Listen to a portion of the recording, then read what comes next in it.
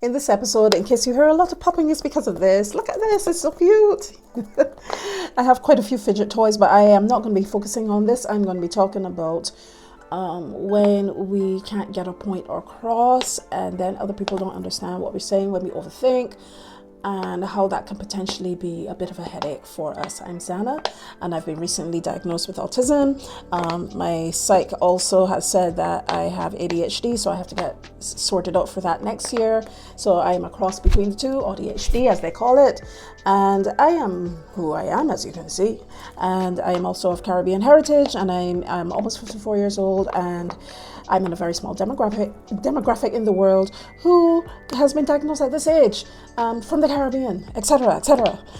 So therefore, upon my investigation online, trying to find people like me, I have hardly found any. So therefore, here I am for you and for me too. So yeah, let me do this. And you're going to see that I am just being myself because I want to make known that it's okay to be your neurodivergent self.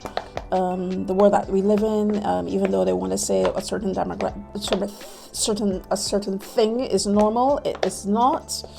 It is not. It is just to benefit the few. So yeah, let me rise with this, right? So anyway, I'm going to talk about the fact that sometimes you say things, or people say things to you, and you sit and think about them 10 million times and go into them, delve into them, and then you decide, okay, either you hold it in and you try your best to mimic and mask and pretend, or you get to a certain, like my kind of age, post-menopausal, by the way, and then you just say what you are feeling, excuse me, and then people decide that they don't like what you've said, and for their own reasons. And then you get confused and you feel as if you shouldn't have said anything. Do you relate to any of this? I relate to this all of the time. I always have, and even more so now that I'm older and my mask is coming down. By the way, this is something that you're gonna realize that especially as a female, people who've been born female, that would have a period and all that sort of thing. Once you've gone into menopause and you're post-menopausal, you find that because your hormones have now changed, you can't mask as well. That is actually a thing, which is a good thing. But because you've been masking for so many years and you have internalized so much trauma, you're going to have an even worse time of it, trying to navigate all of that. And especially if, thankfully, you've finally gotten your diagnosis. If you didn't get your diagnosis in the past, that is one thing that is a bit of a helter-skelter in your mind, because you don't even know why you feel the way you do. You don't know why you don't feel normal. You don't know why you don't behave like how other people want you to behave. You don't know why you are seen as difficult, as complicated, as weird, all that sort of thing. And be told then, oh, I would love to see the person who would end up with you. I've been told that. I've been told all sorts of things, but that will probably be another video. Yes.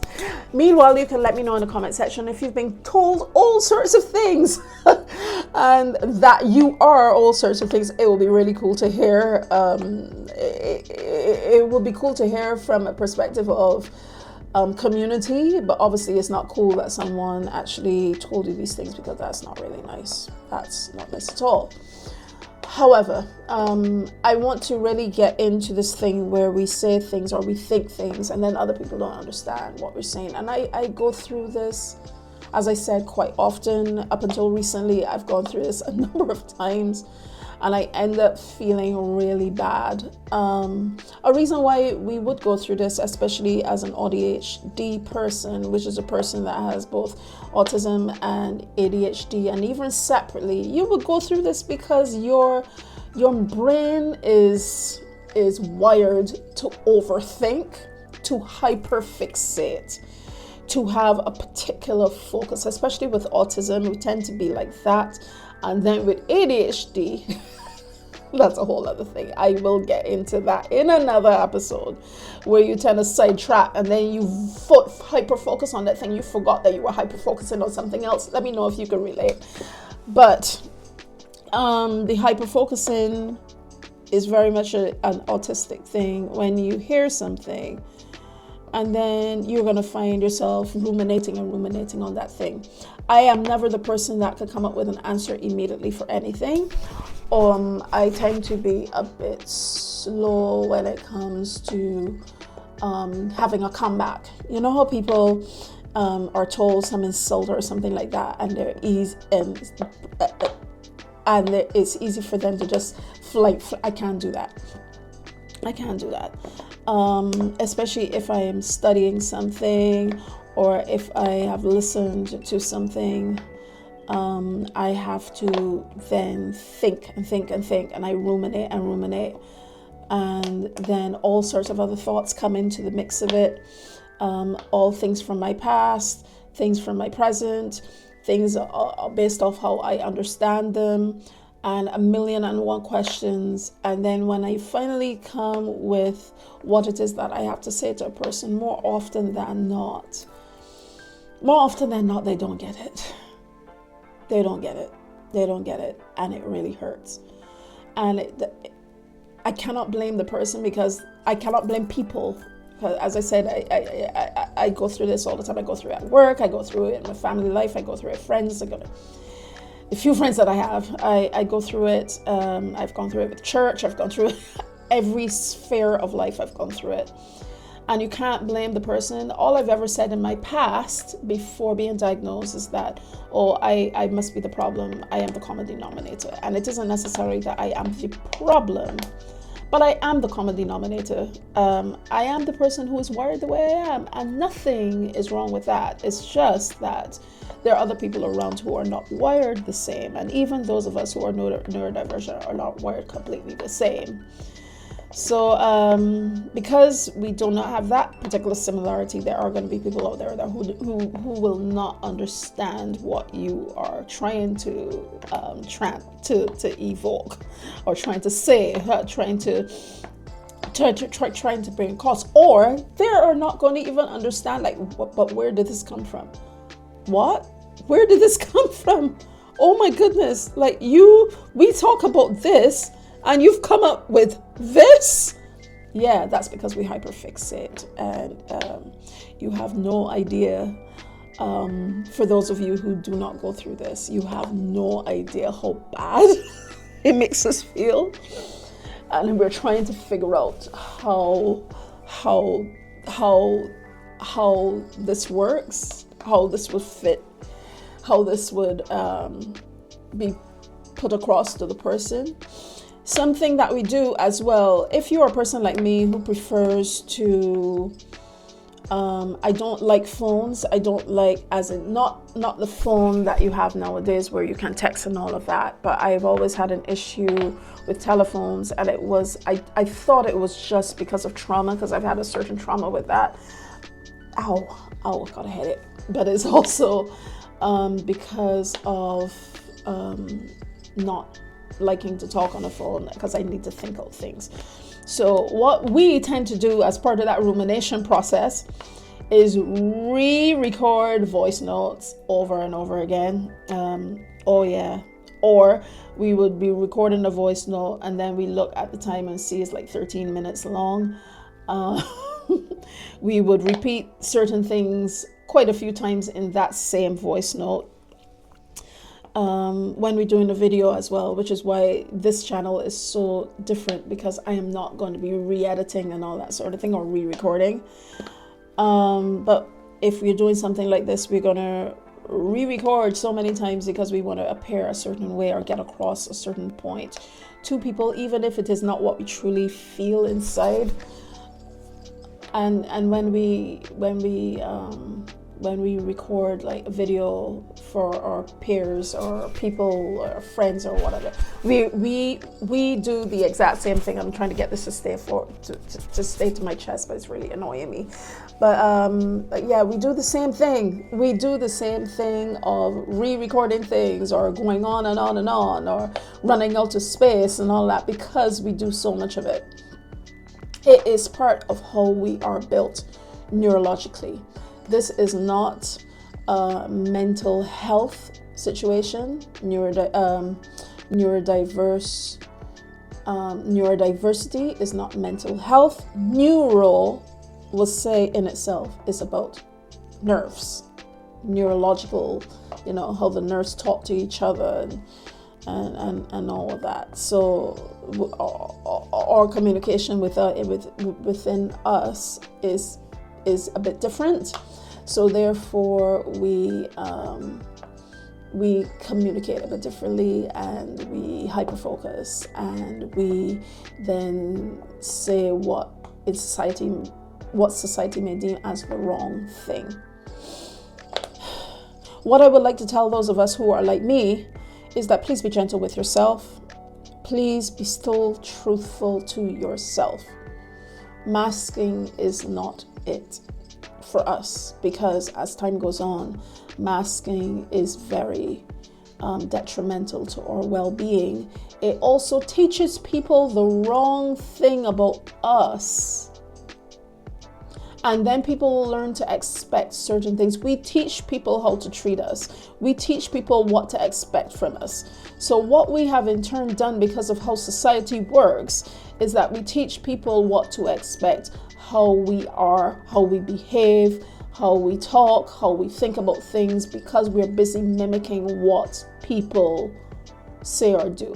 I even catch myself out by when I'm listening to a person saying they like a certain thing or they do so, I end up mimicking it. And I didn't even realize that until recently with all of this research. I end up saying, oh yeah, but I like this stuff. And when I think about it later, I really don't, that is not my favorite thing, or this is not my thing. And yeah, and I'm working on getting myself out of that and being truthful to me.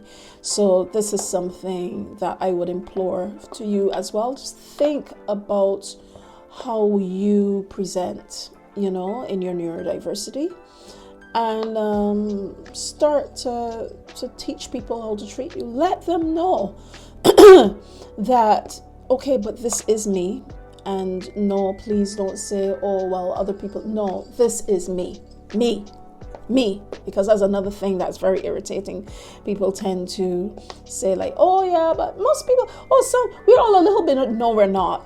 No, it doesn't work like that. I literally had a scan many years ago, way before they were even talking about neurodiversity and thing. They were looking at my brain and they said, wow, your brain is literally on fire. It's like a lot of stuff all over. We are wired different. We're wired different. It would be really cool, interesting if I had that type of scan again, some electro something scan I had. And but yeah, we're literally wired different. So don't say that to people. I can't remember if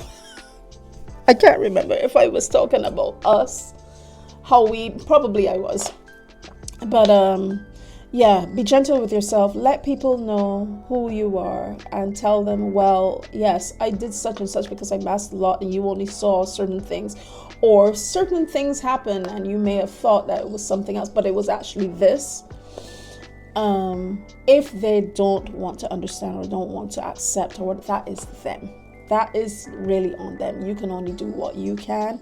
It's not up to you to teach people about neurodiversity. They need to learn for themselves. They can go and do their own research. You have enough to deal with trying to relearn yourself and learn about the wonderful person that you are, especially a person from our heritage where people don't want to accept these things, or they cry down people who present a little quote unquote differently, or they say they need to go to the mental hospital, which was a thing back in the day. I don't know if some people still say that, but it's wrong.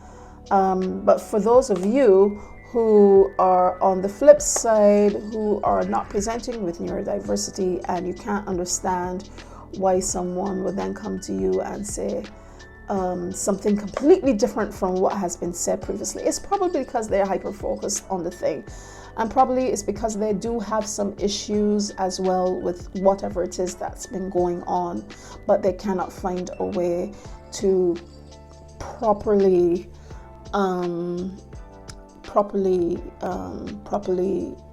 get it out to you. be patient with them, please, because getting annoyed or upset with them, even though, yeah, you may feel like it, which is understandable. And we do this a lot. We tend to be really empathetic to the person that has to, quote unquote, deal with us when it shouldn't be. But if you can just try to be empathetic and try to just wait and think about what has been said, probably you can then have a further conversation with the person to find out, okay, how are you truly feeling? What is making you anxious? What is making you feel as if you're going to a panic attack? Is there any way that I can help? Is there any way that we can meet in the middle? That sort of thing would really help. Let me know in the comment section if you can relate to this. If you're a neurodiverse person, especially a person like me, you do not have to be female. You can be a male as well. But you know that people from our culture tend to have a unique background when it comes to especially this sort of thing and things in general, to be honest. So let me know if you can relate. And those of you who cannot relate to this in any way, shape, or form, or those of you who are neurodivergent but do not have our background, let me know if you can appreciate this or if you have any questions or anything like that. Please share all your thoughts in the comment section below. I think I'm going to finish this for now because this is now saying almost 17 minutes. I need to stop. And this is me rambling. I'm Zana, and I will talk to you in the next video. Talk to you later. Bye now.